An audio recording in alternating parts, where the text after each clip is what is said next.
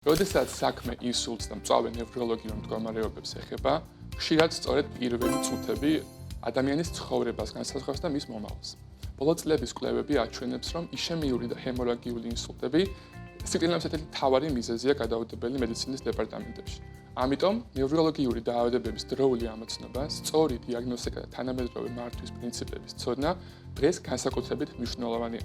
სწორედ ამ მიზანს ემსახურება ახალი სამედიცინო სასწავლო კურსი, რომელიც ექიმებსა და რეზიდენტებს უახლეს ცოდნას უზიარებს მწვავე ნევროლოგიური პაციენტების მართვის შესახებ. დღეს ჩვენი სტუმრები არიან ამ კურსის ავტორები.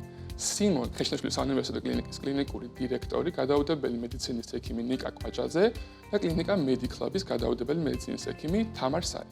მოგესალმებით. მოგესალმებით. კითხვით დავიწყებ. თამარ, როგორ შეიქმნა ამ კურსის დაწყების იდეა? კურსის დაწყების იდეა და ინსპირაცია იყო 2023 წელს ორგანიზებული კურსი ჰარვარდის სამედიცინო სკოლის მიერ. აქ კურსის ორგანიზატორები იყვნენ ჰარვარდის სამედიცინო სკოლის და კლინიკის ემერჯენსის ექიმები, გადაუდებელი მედიცინის ექიმები, რომლებმაც ორგანიზაცია გაუკეთეს ამ კურსს, რომელსაც ესწრებოდა 35 სხვადასხვა ქვეყნიდან წამოსული ექიმები და საქართველოსდან ვიყავით წარმომადგენლები 6 ექიმი, რაც საკმაოდ დიდი მიღწევა იყო ისეთი პატარა ქვეყნისთვის, როგორიც საქართველოა. ჩვენ დავესწარით ამ კურსს. კურსი იყო საოცრად ინფორმატიული და სასარგებლო. შემდეგ ჰქონდა კომუნიკაცია კურსის ორგანიზატორებთან და ვთხოვეთ მათ, რომ დახმარება გაეწიათ საქართველოშიც ასეთი კურსის ორგანიზებისთვის და მათ ყველანაირი დახმარება გაგვიწიეს, ყველანაირი ინფორმაცია მოგვაწოდეს, ძალიან დაგვეხმარნენ და შემდგომ უკვე მოვახდინეთ ამ კურსის აკრედიტაცია საქართველოში. კურსი 12 კრედიტქულას ანიჭებს მსმენელს და ვეცადეთ, რომ კურსის მასალა მომზადებულია იმგვარად, რომ უახლესი გზამკვლევებით და პროტოკოლებით დამტკიცებული, მტკიცებულებებით დადასტურებული ინფორმაცია მივაწოდოთ მსმენელს. იცით რის დავსტოვებდი და ძირითადად რა თემებს აერთიანებს ეს ტრენინგი, რა თემებს მოიცავს? კურსი აერთიანებს გადაუდებელი ნევროლოგიური მდგომარეობების მართვას საწყის ეტაპზე. ეს არის მაგალითად თავის ტკივილები, როგორ განვასხვაოთ პირველადი და მეორადი თავის ტკივილები, რა კვლევები უნდა ჩაუტარდეს პაციენტს, როგორ უნდა ავირიდოთ თავიდან არასაჭირო მაიონიზირებელი რადიაცია, იმიტომ რომ ნეიროგამოსახვითი კვლევა, როგორც ყველასთვის ცნობილია, საკმაოდ მაღალ გამოსხივებასთან არის კავშირში, რომელმაც შემდგომში შესაძლოა რაიმე ავთვისებიანი დაავადება გამოიწვიოს. ასევე კურსი ფარავს იშემიურ და ჰემორაგიული ინსულტების მართვას საწყის ეტაპზე, ეპილეფსიური სტატუსის მართვას საწყის ეტაპზე გადაუდებელი მედიცინის დეპარტამენტში. კურსზე წარმოდგენილი გვაქვს აგრეთვე კლინიკური შემთხვევები, რომლებიც არასწორად იქნენ მართული და ვთვლით, რომ ეს არის ძალიან სასარგებლო, იმიტომ რომ კარგი სასწავლო მასალაა ექიმებისთვის, როგორ არ უნდა დაუშვან მათ შეცდომები შემდგომში ანალოგიური კლინიკური შემთხვევების მართვის დროს. ასევე შეტანილი ყავს პედიატრიული პოპულაცია, ბავშვების თქალატვინის ტრავმები, რომელიც მოგეხსენებათ, რომ საკმაოდ მაღალი სიხშირის არის, მომართვიანობა გადაუდებელი მედიცინის დეპარტამენტებში ძალიან მაღალია და აქ განსაკუთრებულად პრიორიტეტულია ის, რომ არასაჭირო რადიოლოგიური კვლევები თავიდან ავიცილოთ, იმიტომ რომ ბავშვის ტვინი ძალიან გრძნობიარეა ზედმეტი რადიაციის მიმართ. აი ეს ტაქტიკაც გვაქვს შემუშავებული, როგორ უნდა ამოვიცნოთ ის მდგომარეობები, რომლებიც არ საჭიროებენ რეალურად რადიაციულ კვლევებს და როგორ ჩავანაცვლოთ ისინი სხვა კლინიკური მიდგომებით. ნიკა, რაც მინდა გითხოთ, ვისთვის არის განკუთვნილი ეს კურსი და ვინ უნდა დაესწროს აუცილებლად აი ამ კურსებს? მოგესალმებით. ყველასთვის ცნობილია, რომ ბოლო რამდენიმე წლის განმავლობაში ჯანმრთელობის დაცვის სამინისტროს მიერ ინიცირებულია უწყვეტი სამედიცინო განათლების კურსები. ეს კურსი, რომელიც ქალბატონმა თამარმა აღწერა, განკუთვნილია გადაუდებელი დახმარების განყოფილების ექიმებისთვის, ექიმ-რეანიმატოლოგ-ანესთეზიოლოგებისთვის, ნევროლოგებისთვის, ასევე ოჯახის ექიმებისთვის და პედიატრებისთვისაც. ზოგადად დანიშნულება ამ კურსის არის ჩვენი მსმენელებისთვის უახლესი ინფორმაციის და ჩვენი გამოცდილების გაზიარება. მიზანი ერთია.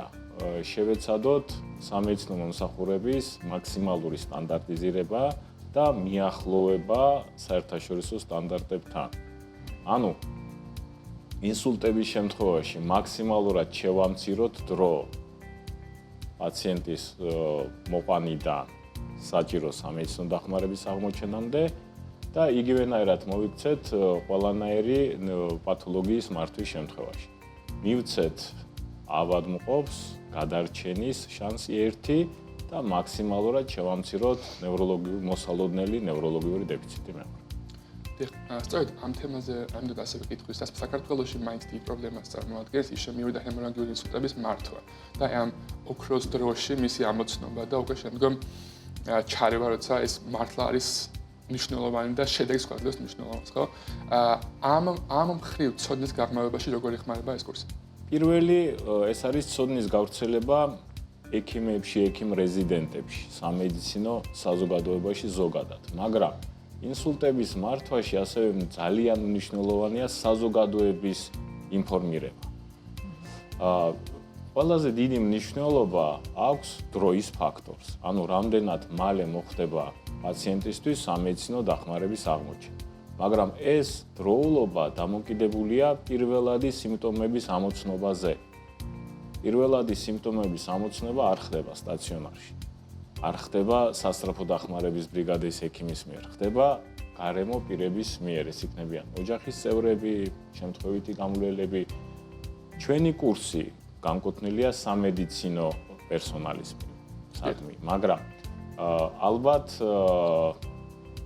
უნდა ვიფიქროთ, როგორ გავავრცელოთ ინფორმაცია ფართო საზოგადოებაში, როგორ მოვიქცეთ, რომ უფრო მარტივი იყოს ინსულტის ნიშნების ადრეული ნიშნების დროულად ამოცნობა. თეორიული მასალის გარდა კლინიკური შემთხვევების განხილვაც თუ ხდება კურსის ფარგლებში, ანუ პრაქტიკულადაც თუ ეძლევათ საშუალება რომ რაღაც ინფორმაცია მიიღონ. კი, რა თქმა უნდა, კი. ჩვენ გვაქვს, ნუ ყველა ექიმს აქვს ეს და ჩვენც მეც და ბატონ ნიკასაც, გვაქვს ესეთი მონაცემთა ბაზა საინტერესო კლინიკური შემთხვევების მართვის. და რამოდენიმე შემთხვევა ჩვენმა ამერიკელმა კოლეგებმაც გაგვიზიარეს. ჩვენ როგორც ცნობილია, ხა შეცდომას უშვებს ყველა. შეცდომებზე ჩვენ ვსწავლობთ და თუ ხა რახან სასწავლო მნიშვნელობა აქვს ამას, ამიტომ ესეთი არასწორად მართული кейსებიც გვაქვს, სწორად მართული кейსებიც გვაქვს მოტანილი, რომ მსმენელისთვის უფრო საინტერესო იყოს ეს ტრენინგი, უფრო ინფორმატიული იყოს და როდესაც კლინიკურ შემთხვევას განვიხილავთ, ეს ყველაფერი ემოციურ დატვირთვასთანაც არის კავშირში და უკეთესად ამახსოვრდება მსმენელს აღნიშნული თემატიკა. ვთვლით, რომ ეს არის ძალიან სასარგებლო მიდგომა. ერთს დავამატებ, შემთხვევების განხილვა როდესაც ხდება, იქნება ეს უცხოური შემთხვევები, იქნება ეს საქართველოში დაფიქსირებული შემთხვევები, კონფიდენციალურია, ანუ ანონიმურობა დაცულია, არც კლინიკას ვასახელებთ, არც პაციენტის სახელდება, მაგრამ ვცდილობთ სიმულაციური სიტუაციის შექმნას, როდესაც მსმენელი ჩართულია პაციენტის მართვაში, რაც უფრო აიოლებს ინფორმაციის მიწოდებას და ინფორმაციის აღქმასაც. როგორც ვახსენეთ, წარდგენაში ნევროლოგიური დაავადებები ერთ-ერთი ყველაზე მნიშვნელოვანი პრობლემები emergency სიტუაციებში, ასე ვთქვათ, ხო? რამდენად ხდება დღესდღეობით გადადებელი მედიცინის რეზიდენტურის პროგრამაში, აი ამ პათოლოგიების სიღრმისეულად შესწავლა, მათი ამოცნობა და მკურნალობა უკვე. მადლობა შეკითხვისთვის, ეს არის ძალიან კარგი შეკითხვა. რეზიდენტურაში, გადაუდებელი მედიცინის რეზიდენტურაში განკუთვნილია საკმაოდ მნიშვნელოვანი ადგილი. ნევროლოგიური მდგომარეობების შესწავლისათვის ადგილის დროც გათვლილია ამაზე. თუმცა გამომდინარე იმ პრობლემებიდან, რაც რეზიდენტებს დღესდღეობით აქვთ და ეს ყველამ კარგად ვიცით, სხვადასხვა მედია საშუალებებით, პირდაპირი კომუნიკაციითაც, იმიტომ რომ მათ ხშირად უწევთ მუშაობა ისეთ ადგილზე, სადაც რეზიდენტურას არ გადიან და სადაც სასწავლო ბაზა მათი არ არის, ამიტომ აქედან გამომდინარე, აი რეალურად რამდენად ხდება მათ მიერ ამ ინფორმაციის სრულყოფილი ათვისება, ეს ეს სხვა საუბრის თემაა. თუმცა ჩვენ ყველანაირად ვცდილობთ და გავაკეთეთ ესეთი რაღაცაც, ესე იგი მოკლე კურსი, გამომდინარე იქიდან რომ რეზიდენტები ძალიან დაკავებულები არიან, ესეთი მოკლე კურსი გავაკეთეთ რეზიდენტებისთვის და პრეცედენტიც უკვე შეიქმნა, პირველი კურსი ჩატარდა აი 18 აპრილს. ამ კურსზე მე და ბატონმა ნიკამ გავამზადეთ ესეთი კლინიკური кейსები, რომელსაც თვითონ მართავდნენ ისინი, ესეთი პატარა ჯგუფებად დავყავით. ეს დიდი ჯგუფი მივეცით кейსები, შემთხვევები, კლინიკური შემთხვევები, რომელსაც თვითონ მართავდნენ და ძალიან ინტერაქციული და საინტერესო იყო ეს მათთვის და ძალიან გაგვეხარდება თუ მომავალშიც რეზიდენტები ინიციატივას გამოიჩენენ და ექნებათ სურვილი სიამოვნებით გავუკეთებთ ორგანიზებას კიდევ ბევრ ასეთ კურსს. ერთს დავამატებ რეზიდენტებთან მიმართებაში, გადაუდებელი მედიცინაში რეზიდენტურა 3 წლიანია და პირველი წლიდან მოიცავს ნევროლოგიურ საკითხებს. ანუ ვიწყებთ საბაზისო ნევროლოგიით, შემდეგ სასწავლო პროცესში ნელ-ნელა ეს ყველაფერი რთულდება.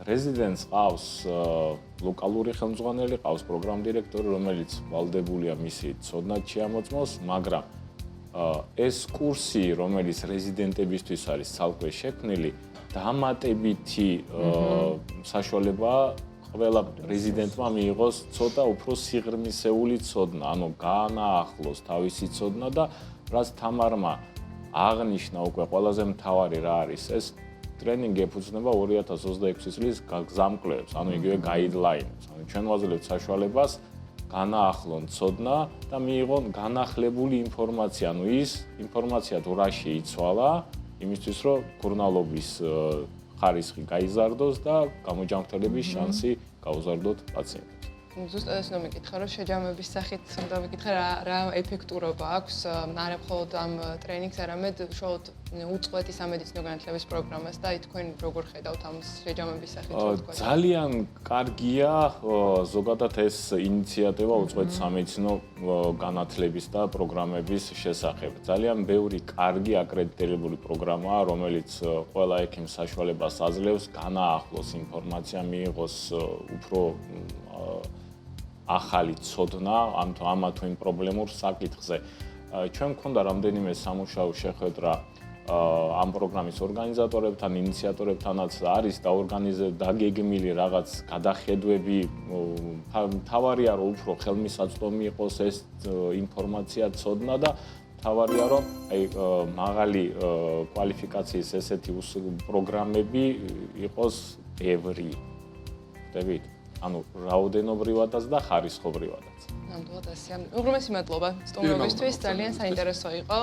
წარმატებებს გისურვებთ. მადლობა. მადლობა.